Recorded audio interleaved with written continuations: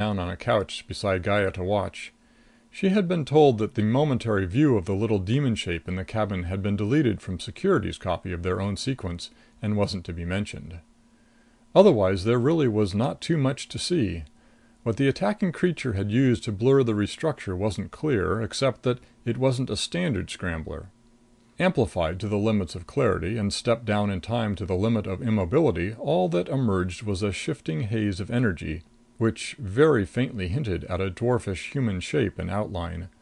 A rather unusually small and heavy catassin, the security chief pointed out, would present such an outline. That something quite material was finally undergoing devastating structural disorganization on the gravity mine was unpleasantly obvious, but it produced no further information. The sequence ended with a short blaze of heat which had set off the extinguishers. Then they ran the restructure of the preceding double killing. Trigger watched, gulping a little, till it came to the point where the haze shape actually was about to touch its victims. Then she studied the carpet carefully until Gaia nudged her to indicate the business was over. Catassins almost invariably used their natural equipment in the kill. It was a swift process, of course, but shockingly brutal, and Trigger didn't care to remember what the results looked like in a human being. Both men had been killed in the same manner, and the purpose, obviously, was to conceal the fact that the killer was not a catassin, but something even more efficient along those lines. It didn't occur to the security chief to question Trigger.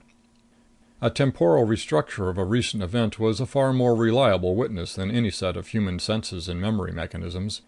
He left presently, reassured that the catassin incident was concluded. It startled Trigger to realize that security did not seem to be considering seriously the possibility of discovering the human agent behind the murders. Quillan shrugged. "Whoever did it is covered 3 ways in every direction. The chief knows it.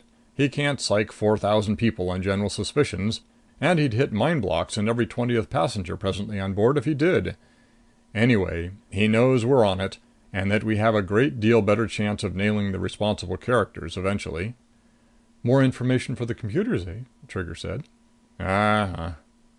"You got this little chunk the hard way, I feel," she observed. "True," Quillan admitted. "But we have to get it any way we can, till we get enough to move on. Then we move." He looked at her with an air of regarding a new idea. "You know," he said, "you didn't do badly for an amateur." "She doesn't do badly," Gaia's voice said behind Trigger, "for anybody. How do you people feel about a drink? I thought I could use one myself after looking at the chief's restructure." Trigger felt herself coloring. Praise from the cloak and dagger experts. For some reason it pleased her immensely. She turned her head to smile at Gaia, standing there with 3 glasses on a tray.